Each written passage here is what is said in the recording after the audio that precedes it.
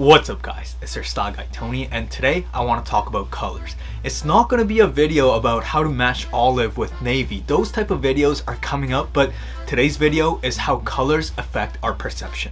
Well, first of all, why do most men, including myself, lean more towards the more monochromatic color palette? Well, obviously it's the easiest combination to not fail without thinking too much, and today I want you to think, and therefore we are. There are three key aspects to think of. The first one is the hue, which you can basically think of as the color of the rainbow. It's the thing that most of us refer to as the color, but it's called a hue, and it's basically like the origin of whichever color that you're looking at.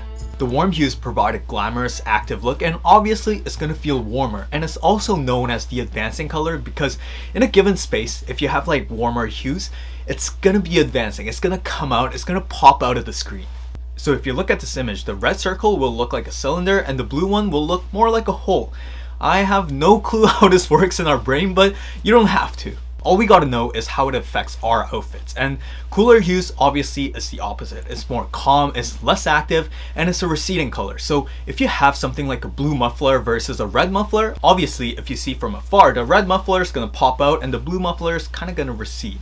And then another characteristics on a color wheel is that there are complementary colors. However, the complementary colors are not that useful in an outfit because it's really bold. It gives you like the pop culture feel and it leaves a really bold impression. So it's not easy to pull off in an outfit, and even model shots, they look like this. So you can imagine, like if you were to pull it off, you would have a much higher chance pulling off a great outfit with other combinations. The next thing you want to keep in mind is lightness and saturation. To keep it simple, lightness is basically how light the color is. That's basically it.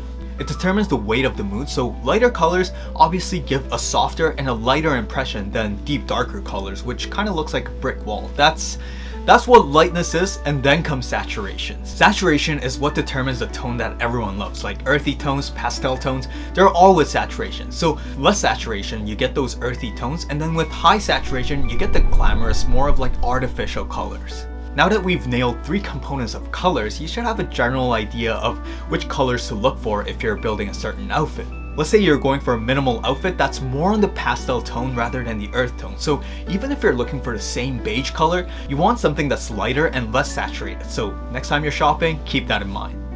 So that gives a general understanding of what different colors and tones can do. And then if you want to determine like which mood that you want to go for, comes this chart. You can basically determine your mood based on the tones and colors that you want to go for.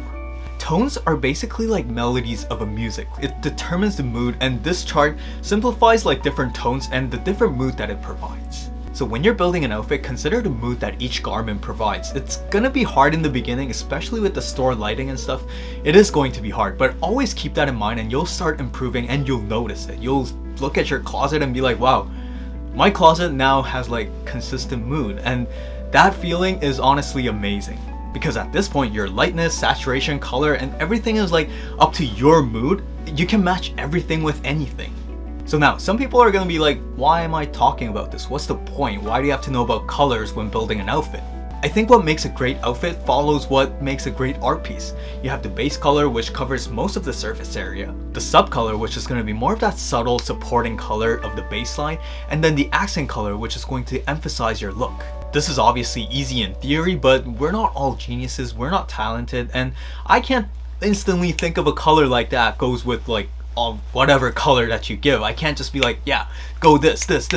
No one can do that. So keep watching how models wear something, keep going to stores and see how it's displayed and everything. That's the only way. And you can also study, you can read books about colors. That's another way. And if you have a color that you're struggling with, leave it in the comments below because I can provide a video on it.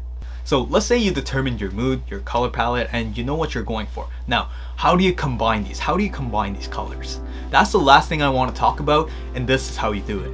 The first method is dominant color combination. This is probably the easiest because you don't have to consider too much, and a lot of curating shops, they implement this color combination on their displays.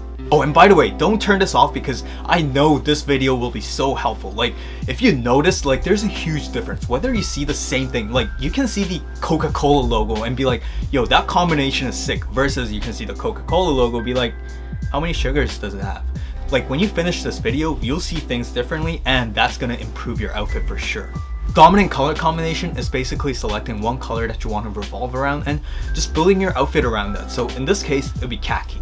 I would say this falls under the easier spectrum of color coordination because you don't have to consider the fabric too much and you don't have to consider like tones being off. Like, because there's a leading color that's basically holding on to like all different colors, you don't have to worry about like tones being too off.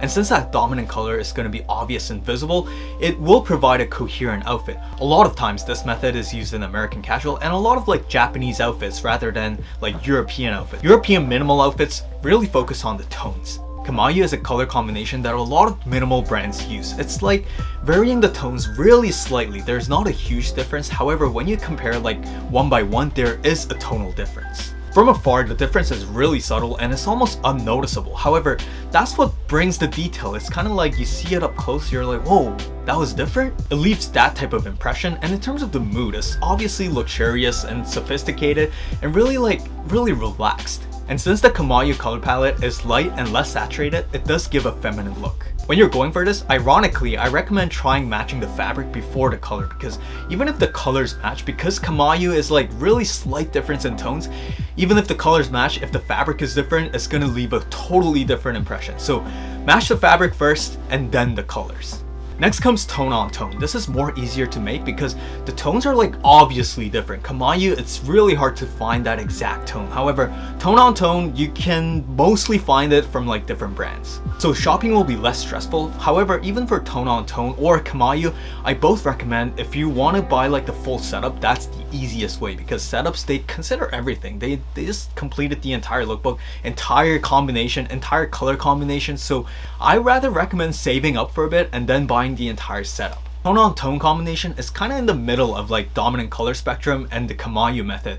However, what tone on tone gives is kind of like a shadow of the same color. So those are really useful when you're building your outfit, even if you don't utilize it, because not a lot of people can utilize it right away. Even for myself, I know this, but it takes a while to like let it sink in and like actually apply it, especially when I'm shopping. That's the hardest part.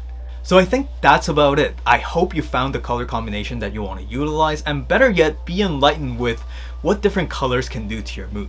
If you have anything that you're struggling with, leave it in the comments below. I can provide some color combinations, especially for like different colors. Like if you're struggling with like olive, navy, khaki, whatever color, I will provide some sort of like different color combination. So leave it in the comments below. And as always, if you watched up to this point, you obviously enjoyed this video, so give it a like, subscribe, and see you in my other videos. Bye!